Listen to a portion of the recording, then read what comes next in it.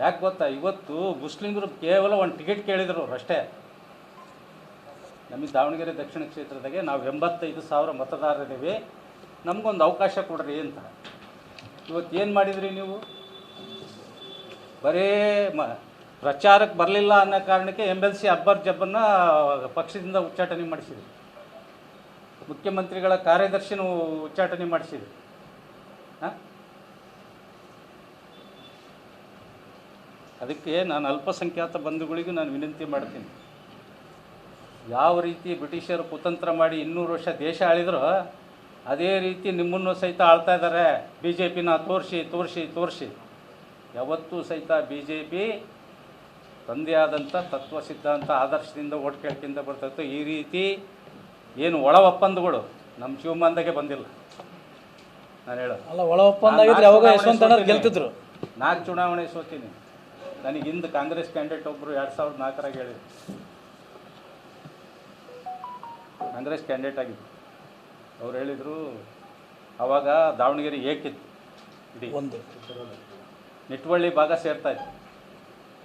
ಅವ್ರು ಹೇಳಿದರು, ನಿಟ್ಟುವಳ್ಳಿ ಒಳಗೆಲ್ಲ ನಾವು ನಿನಗೆ ಓಟ್ ಹಾಕ್ಸ್ತೀವಿ, ಇದ್ರೊಳಗೆ ಜರೆಕಟ್ಟಿ ಒಳಗೆ ನೀನು ನನಗೆ ಓಟ್ ಹಾಕ್ಸೋದು. ಅವಾಗ ಮಾಯ್ಕೊಂಡ ಸೇರಿತ್ತದು, ಮಾಯ್ಕೊಂಡ ದಾವಣಗೆರೆ ಇದ್ದಾಗ ಜರೆಕಟ್ಟಿ ಓಟ್ ಎಲ್ಲ ನನಗೆ ಹಾಕ್ಸ್ರಿ, ನಿಟ್ಟುವಳ್ಳಿಗೆ ಓಟ್ ನಾವು ನಿನಗೆ ಹಾಕ್ಸ್ತೀವಿ ಅಂತ.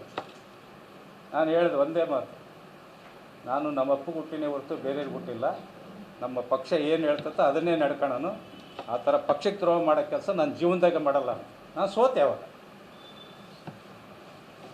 ಆ ರೀತಿ ಒಳ ಅಂಡರ್ಸ್ಟ್ಯಾಂಡಿಂಗ್ ಯಾವತ್ತೂ ನನ್ನ ಜೀವಮಾನದಾಗ ಬಂದಿಲ್ಲ.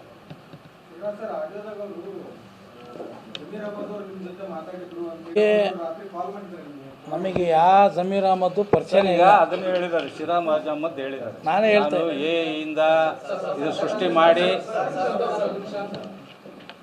ಜಮೀರ್ ಅಹಮದ್ ರವರಾಗಲಿ ಸಿರಾಜ್ ಅವರಾಗಲಿ ನನ್ನ ಹತ್ರ ಮಾತಾಡಿಲ್ಲ ಯಾವುದೇ ರೀತಿಯಾಗಿರ್ತಕ್ಕಂಥದ್ದು. ಅವ್ರ ಸಂಭಾಷಣೆಯಲ್ಲಿ ನೋಡಿದ್ದೀವಿ, ಮೂಲಕ ಮಾಡಿರ್ಬೋದು ಅಂತ ಈಗಾಗಲೇ ಅವರಿಬ್ಬರು ಹೇಳಿದ್ದಾರೆ. ಈಗ ದೂರನ್ನು ಕೊಟ್ಟಿದ್ದಾರೆ, ತನಿಖೆ ಆಗಲಿ. ಇವತ್ತು ಅವ್ರು ಯಾಕೆ ನಮಗೆ ಫೋನ್ ಮಾಡಿ ಮಾತಾಡ್ತಾರೆ? ಇವತ್ತು ದಿವಂಗತ ಸೈಯದ್ ಸೈಫುಲ್ಲಾ ಸಾಹೇಬರು 2013 ಚುನಾವಣೆ ನಿಂತಿದ್ರು, ತಮ್ಮೆಲ್ಲರಿಗೂ ಗೊತ್ತಿದೆ. ಇವತ್ತು ಆ ಚುನಾವಣೆ ನಿಂತಹ ಸಂದರ್ಭದಲ್ಲಿ ಅವ್ರು ತಗೊಂಡಿರ್ತಕ್ಕಂಥ ಮತ ಎಷ್ಟಿತ್ತು? 27,000 ಮತ ತಗೊಂಡಿತ್ತು. ಇವತ್ತು ಅವತ್ತು ಕೂಡ ಶಾಮನೂರು ಶಿವಶಂಕರಪ್ಪನವರು ಹಿರಿಯರು ಇವತ್ತು ಗೆದ್ದರು. ಇವತ್ತು ಅವರು ತಪ್ಪನ್ನು ಮಾಡಿಕೊಂಡು ಮುಸಲ್ಮಾನರಿಗೆ ಟಿಕೆಟನ್ನು ಕೊಡಬೇಕು ಅಂತ ಹೇಳಿ ಕೊಡಲಿಲ್ಲ ಅನ್ನುವಂಥ ಕಾರಣಕ್ಕಾಗಿ ಇವತ್ತು ಅವ್ರು STPಗೆ ಮತ ಮಾಡಿದ್ದಾರೆ ಹೊರತು ಅವರಿವತ್ತು ನಮ್ಮನ್ನು BJP ಗೆಲ್ಲಿಸ್ಬೇಕು ಅಂತ ಹೇಳಿ ಓಟ್ ಹಾಕಿಲ್ಲ. ಅವರು ನಮಗೆ ಟಿಕೆಟ್ ಸಿಕ್ಕಿಲ್ಲ ಅಂತ STPಗೆ ಮತ ಮಾಡಿದ್ದಾರೆ, ಮತವನ್ನು ಹಾಕಿದ್ದಾರೆ ಅವರು. ಅವತ್ತು ಅವರು ಸಾಮಾಜಿಕ ನ್ಯಾಯ ಕೊಡಬೇಕು ಅಂತೇಳಿ ಕಾಂಗ್ರೆಸ್ನವ್ರು ಇದ್ದಿದ್ರೆ ಇವತ್ತು ದಾವಣಗೆರೆ ತಕ್ಷಣ ಕೊಡಬೇಕಿತ್ತು. ಸಾಮಾನ್ಯ ಕಾರ್ಯಕರ್ತನಿಗೆ ಟಿಕೆಟ್ ಕೊಟ್ಟು ಇವತ್ತು ಚುನಾವಣೆ ಮಾಡಬೇಕಿತ್ತು. ಇವತ್ತು ಅವ್ರು ಸಂಭಾಷಣೆ ಮಾಡಬೇಕು. ಸಂಭಾಷಣೆ ನಾನು ಇವತ್ತು ಹೇಳ್ತಾ ಇದ್ದೀನಿ, ಯಾವುದೇ ರೀತಿಯಾಗಿರುತ್ತೆ. ಅವ್ರು ನನಗೆ ಯಾಕೆ ಫೋನ್ ಮಾಡ್ತಾರೆ, ನಾನು ಯಾಕೆ ಅವ್ರ ಹತ್ರ ಮಾತಾಡಬೇಕು? ಈಗ ಅದನ್ನೇ ಹೇಳ್ತೀನಿ. ಚುನಾವಣೆ ಇವತ್ತು ಸಿರಾಜ್ ಶೇಖ್ ನನ್ನ ಚುನಾವಣೆ ಸಂದರ್ಭದಲ್ಲಿ ಸಿಕ್ಕೇ ಇಲ್ಲ. ಚುನಾವಣೆ ಸಂದರ್ಭದಲ್ಲಿ ಸಿಕ್ಕಿಲ್ಲ, ಯಾವಾಗೂ ಸಿಕ್ಕಿಲ್ಲ ಅವರು. ನಾನು ಹೇಳಿದಲ್ಲಿ 1 ವರ್ಷದ ಕೆಳಗೆ ಯಾವುದೋ ಒಂದು ಸ್ಕೂಲ್ ಕಾರ್ಯಕ್ರಮದಲ್ಲಿ ಅವರು ಅತಿಥಿಗಳಾಗಿ ಭಾಗವಹಿಸಿದ್ರು, ನಾನು ಅತಿಥಿಗಳಾಗಿ ಭಾಗವಹಿಸಿದ್ರೆ, ಅಯ್ಯೂಬ್ ಪೈಲ್ವಾನರು ಭಾಗವಹಿಸಿದ್ರು ಅತಿಥಿಗಳಾಗಿ. ನಾವು ಮೂವರು ಭಾಷಣ ಮಾಡಿ ಅವತ್ತು ಸ್ಕೂಲ್ ಪರವಾಗಿ ವಿದ್ಯಾರ್ಥಿಗಳಿಗೆ ಮಾತಾಡ್ಬಾರೋದು ಬಿಟ್ಟರೆ ಯಾವಾಗೂ ಸಿಕ್ಕಿಲ್ಲ. ಇವತ್ತು ನನ್ನ ಹಿಂದೆ ಚುನಾವಣೆ ಸಂದರ್ಭ 100 ಜನ ಇರ್ತಾರೆ.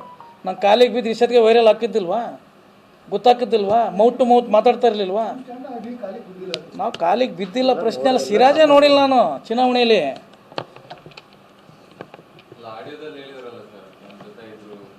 ಸೃಷ್ಟಿ ಏನು ಬೇಕಾದರೂ ಮಾಡ್ಬೋದಲ್ಲ ಪುನೀತಣ್ಣ, ಈಗ ಎಲ್ಲವೂ ಬಂದಿದ್ದಾವೆ.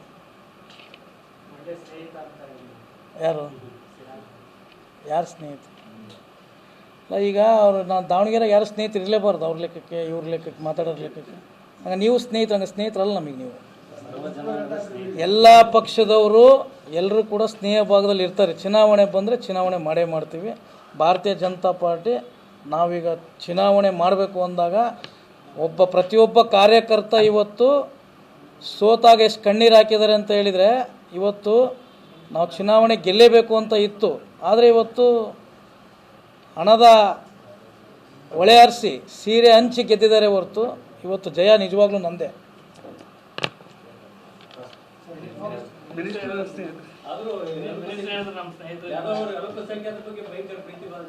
ಇವತ್ತು ಪ್ರೀತಿ ಅಂತ ಹೇಳ್ತಾ ಇಲ್ಲ. ಅಲ್ಲಲ್ಲ ದೊಡ್ಡಮನೆಯವ್ರೆ, ಅದನ್ನೇ ಹೇಳ್ತಾ ಇದ್ದೀನಿ. ಇವತ್ತು ಮಾತೆತ್ತಿದ್ರೆ ಕಾಂಗ್ರೆಸ್ನವ್ರು ಏನು ಹೇಳ್ತಾರೆ, BJP ಅಲ್ಪಸಂಖ್ಯಾತಗಳ ವಿರೋಧಿ, ಅವ್ರೇನಾದರೂ ಇಲ್ಲಿ ದಾವಣಗೆರೆ ದಕ್ಷಿಣದ ಗೆದ್ದರೆ ನಿಮಗೆ ತೊಂದರೆ ಕೊಡ್ತಾರೆ, ನಿಮ್ಮನ್ನು ಊರು ಬಿಡಿಸ್ತಾರೆ, ನಿಮ್ಮ ಅಭಿವೃದ್ಧಿ ಕುಂಠಿತ ಆಗ್ತೈತಿ, ನಿಮ್ಮ ವ್ಯವಹಾರಗಳು ಹಾಳಾಗ್ತವೆ ಅಂತಲೇ ತಾನೇ ಸ್ಲೋಗನ್ ಅವರು. ಹಾಂ, ಆಯಿತು. ನಾನು ಅವ್ರಿಗೊಂದು ಮಾತನ್ನೇ ಕೇಳಲಿಕ್ಕೆ ಬಯಸ್ತೇನೆ. ನೀವು ಅಭಿವೃದ್ಧಿಯಿಂದನೇ ಅಭಿವೃದ್ಧಿ ಮಾಡೇ ಅಲ್ಪಸಂಖ್ಯಾತರನ್ನು ಉದ್ಧಾರ ಮಾಡೇ ಆಗಿದ್ದರೆ ನೀವ್ಯಾಕೆ ಈ ನಾಡಿ ಹಣಬಲ, ಸೀರೆ ಹಂಚೋದು ಇವನ್ನೆಲ್ಲ ಮಾಡಿ ಚುನಾವಣೆ ಯಾಕೆ ಗೆಲ್ತಾ ಇದ್ದೀರಿ? ಈಗ ನಾನು ಸಾಮಾನ್ಯ ಕುಟುಂಬದಲ್ಲಿ ಹುಟ್ಟಿದಂಥವ್ನು. ನಮ್ಮಪ್ಪ ಯಾವ ರಾಜಕಾರಣಿನೂ ಅಲ್ಲ. ಅದೇ ರೀತಿ ಅಜಯ್ ಅವರ ಅಪ್ಪನೂ ಸಹಿತ ಯಾವ ರಾಜಕಾರಣಿನೂ ಅಲ್ಲ. ಶ್ರೀನಿವಾಸ ದಾಸ್ಕರಪ್ಪನವರು ಏನೋ CTB ಚೇರ್ಮನ್ ಆಗಿದ್ದರು, ಅದು ಒಂದು ಬಾರಿ. ದಾವಣಗೆರೆ ಉತ್ತಮ ಕೆಲಸ ಮಾಡೈತೆ ನಮ್ಮಪ್ಪ ಇದ್ದಾಗಿಂದ. ಅಷ್ಟು ಬಿಟ್ಟರೆ ಇನ್ನು ಯಾವುದೇ ರೀತಿಯ ರಾಜಕೀಯ ಹಿನ್ನೆಲೆ ಇಲ್ಲ ನಮಗೆ. ನಮ್ಮ ಅಪ್ಪಗಳು ಯಾರೂ MLA ಆಗಿಲ್ಲ, MP ಆಗಿಲ್ಲ, ಮಂತ್ರಿ ಆಗಿಲ್ಲ. ನಮ್ಮ ಪಾರ್ಟಿ ಸಾಮಾನ್ಯ ಕುಟುಂಬದವರಿಗೆ ಗುರುತಿಸಿ ಟಿಕೆಟ್ ಕೊಟ್ಟೈತೆ. ಇವತ್ತು ನಾನು ಓಟ್ ತೊಗೊಂಡಿರೋದಿರ್ಬೋದು, ಶ್ರೀನಿವಾಸ ದಾಸ್ಕರಪ್ಪ ಓಟ್ ತೊಗೊಂಡಿರ್ಬೋದು, ಅಜಯ್ ಓಟ್ ತೊಗೊಂಡಿರ್ಬೋದು, ಯಾವತ್ತೂ ಸಹಿತ 50,000 ಓಟ್ಗಿಂತ ಕಮ್ಮಿ ಓಟ್ ತೊಗೊಂಡಿಲ್ಲ. ನೀವು ನೋಡ್ಕೊಂಬರ್ರಿ. ಇವತ್ತು ನೀವು ಇಷ್ಟೆಲ್ಲ ನಾನು ಸಿಂಗಾಪುರ ಮಾಡಿದ್ದೀನಿ, ಜರ್ಮನ್ ಸರ್ಕಲ್ ಮಾಡಿದ್ದೀನಿ, ಈ ಒಲಿಂಪಿಕ್ಕಿಗೆ ಹೋಗಿ ಬಾಲ್ ತೊಗೊಂಬಂದು ಗುಂಡಿ ಸರ್ಕಲ್ನಾಗ ಇಟ್ಟಿದ್ದೀನಿ ಅಂತಂದೇಳಿ ಏನು ಹೇಳ್ತಾ ಇದೆಯಲ್ಲಪ್ಪ ನೀನು? ಹಾಂ, ಇಟ್ಟಿದೆಯಲ್ಲ. ಮತ್ತು ನಮ್ಮನ್ನು ಯಾಕೆ ಸಾಮಾನ್ಯ ಕುಟುಂಬದವರು, ನಾವೇನು ನಿಮ್ಮಷ್ಟು ಆಗರ್ಭ ಶ್ರೀಮಂತರಲ್ಲ, ನಮ್ಮನ್ನು ಠೇವಣಿ ಕಳಿಬೇಕಾಯ್ತಲ್ಲ ನೀನು. ಇಷ್ಟೆಲ್ಲ ಅಭಿವೃದ್ಧಿ ಮಾಡಿದರೆ, ಇಷ್ಟೆಲ್ಲ ನಿನ್ನ ಸಾಮರ್ಥ್ಯ ಇದ್ದಿದ್ರೆ ನಮ್ಮನ್ನು ಯಾವತ್ತು ಠೇವಣಿ ಕಳಿತೀಯೋ ಅವತ್ತು ನಿಜವಾಗಿ ಸೋಲು ಒಪ್ಕೊಳ್ತೀವಿ ನಾವು. ಠೇವಣಿ ಕಳಿಬೇಕು, ನಮ್ಮನ್ನು ಡಿಪಾಸಿಟ್ ಕಳಿಬೇಕು. ಇಲ್ಲ ನಿನಗೆ ದಮ್ಮಿದ್ರೆ, ನೀನು ಅಭಿವೃದ್ಧಿ ಮಾಡಿದರೆ, ಒಬ್ಬ ಸಾಮಾನ್ಯ ಕಾರ್ಯಕರ್ತರಿಗೆ ನಾವು ಹೆಂಗೆ ಟಿಕೆಟ್ ಕೊಟ್ಟೇವಲ್ಲ, ನೀ ಯಾರಿಗಾರ ಕೊಟ್ಕ ಸಾಮಾನ್ಯ ನಿಮ್ಮ ಫ್ಯಾಮಿಲಿ ಬಿಟ್ಕೊಂಡು ಒಟ್ಟು ಗೆಲ್ಸಿ ತೋರಿಸು. ಅವ ನಿಮ್ಮದು ತಾಕತ್ತೇನು ಅನ್ನೋದು ಗೊತ್ತಾಗ ಮಾಡಿದೆ ಅಲ್ಲಪ್ಪ. ಪಾಪ ಇವನು ಮಂಜಪ್ಪ ಬೆನ್ನಿ ಚೂರಿ ಹಾಕಲಿಲ್ವ ನೀನು? 19ರಾಗೆ ಅವತ್ತು ಸರ್ಜಿಕಲ್ ಸ್ಟ್ರೈಕ್ ಆಯ್ತು, ಇದು ಗಲಾಟೆ ಇದಾತೊಂದು ನಮ್ಮ ಯೋಧರ ಮೇಲೆ ಬಾಂಬ್ ಬ್ಲಾಸ್ಟ್ ಆಯ್ತು ಅಂತಂದೇಳಿ ಮೋದಿಯವರು ಇಡೀ ದೇಶದ ತುಂಬ ಇದನ್ನು ಮಾಡಿದಾಗ ಇನ್ನು ನಾನು ಗೆಲ್ಲಲ್ಲ ಅಂತಂದೇಳಿ ಅವ್ನು ಕುತ್ತಿಗೆ ಕಟ್ಟಿದೆಯಲ್ಲಪ್ಪ ನೀನು. ಅದು ಕುತ್ತಿಗೆ ಕೊಯ್ದಂಗಲ್ಲ, ಬೆನ್ನಿ ಚೂರಿ ಹಾಕ್ದಂಗಲ್ಲ ಮಂಜಪ್ಪಗೆ. ಯಾಕೆ 2024 ಮತ್ತೆ ಟಿಕೆಟ್ ಕೊಡಲಿಲ್ಲ? ಅವನೇನು ಇನಾವಾಗಿ ಸೋತಿಲ್ಲಲ್ಲ, ಅವನು 5 ಲಕ್ಷ ಚಿಲ್ಲರೆ ಓಡ್ ತೊಗೊಂಡಾನ. ಗೆಲ್ಲಬೇಕಾದ್ರೆ ನಿಮ್ಮ ಫ್ಯಾಮಿಲಿ ಟಿಕೆಟ್ ಬೇಕು, ಸೋಲಬೇಕಾದ್ರೆ ಯಾರಾದರೂ ಬಡವರಿಗೆ ಬೇಕಾ? ಇವೆಲ್ಲ ನೀನು ಬೆನ್ನಿ ಚೂರಿ ಹಾಕ್ದಂಗಲ್ಲ, ಇದು ನಿನ್ನ ರಕ್ತದಾಗೆ ಬಂದ್ಬಿಟ್ಟೈತಿ. ನಿಮಗೆ ಇನ್ನೂ ಒಂದು ಮಾತು ಹೇಳಲಿಕ್ಕೆ ಬಯಸ್ತೀನಿ. ನಮ್ಮ B ವೀರಣ್ಣವರು ಹಿಂದೆ ಅವ್ರ ವಿರುದ್ಧ ಮಾತಾಡಿದರು, ಮಲ್ಲಿಕಾರ್ಜುನ್ ವಿರುದ್ಧ. ನಾನು ಟಿಕೆಟ್ ಕೇಳ್ತೇನೆ, ನಾನು ದಕ್ಷಿಣ ಕ್ಷೇತ್ರಕ್ಕೆ ನಿಲ್ತೀನಿ, ಹಂಗೆ ಹಿಂಗೆ ಅಂತಂದೇಳಿ ಸ್ವಲ್ಪ ಹಿಂದೆ ಶಟದಾಡ್ದವನು. ಅಂದರೆ ಅವ್ರ ಹತ್ರ ಅಲ್ಲ, ಜನಗಳ ಹತ್ರ. ಅದು ಅವ್ರ ಕಿವಿ ಬಡ್ದ ಮೇಲೆ ಒಂದು ಸಣ್ಣ ಗಲಾಟೆ ಆಯ್ತು ಅಲ್ಲೇ ನಮ್ಮ ಸರ್ಕಲ್ನಾಗ. ಒಬ್ಬ ಕುರುಬರ ಹುಡುಗನಿಗೂ ಒಬ್ಬ ನಾಯಕರ ಹುಡುಗನಿಗೂ ಗಲಾಟೆ. ನೀವು B ವೀರಣ್ಣನ ಅಳಿಯ ನಾಯಕರ ಹುಡುಗ, ಅವನು ಚಾಕು ಹಾಕಿದವರಿಗೆ. B ವೀರಣ್ಣನ ಅಳಿಯ ಕುರುಬರ ಹುಡುಗನಿಗೆ ಚಾಕು ಹಾಕಿದ. ಪಾಪ ಅವನು ಸಂಬಂಧನೇ ಇಲ್ಲ. ನಾನು ಆ ಸ್ಥಳದಲ್ಲಿ ಇದ್ದೀನಿ, ಅಲ್ಲಿ ಅವತ್ತು ಹೊಂಡ ಸರ್ಕಲ್ಲೇ ನಡೆದಿದ್ದು. B ವೀರಣ್ಣನ ಮೇಲೆ ಕೇಸ್ ಹಾಕ್ಸಿ B ವೀರಣ್ಣ 3 ತಿಂಗಳು ಊರು ಬಿಟ್ಟು ಹೋಗಿದ್ದ. ಇವನು ಜಿಲ್ಲಾ ಮಂತ್ರಿ. ಇವನು ಇದು ಸುಳ್ಳಾದರೆ B ವೀರಣ್ಣ ಇನ್ನೂ ಬದುಕಿದ್ದಾನೆ. B ವೀರಣ್ಣ ಕೇಳ್ರಿ ಎಲ್ಲಿ ಹೋಗಿದ್ದ ಅನ್ನೋದು ನನಗೆ ಗೊತ್ತೈತಿ. ಕೊಲ್ಲಾಪುರದಾಗ ಹೋಗಿ ಅಡ್ಕೊಂಡಿದ್ದ 3 ತಿಂಗಳು. ಇದು ನಿನ್ನ ರಕ್ತದಾಗೆ ಬಂದೈತಿ. ಇದನ್ನೆಲ್ಲ ಇತಿಹಾಸ ನನಗೆ ಗೊತ್ತೈತಿ. ನೀನು ಬಾಲ ನನ್ನ ಹತ್ರ ಬಿಚ್ಚಬೇಡ, ಎಲ್ಲಾರ ಬೇರೆ ಕಡೆ ಬಾಲ ಬಿಚ್ಚು. Thank you.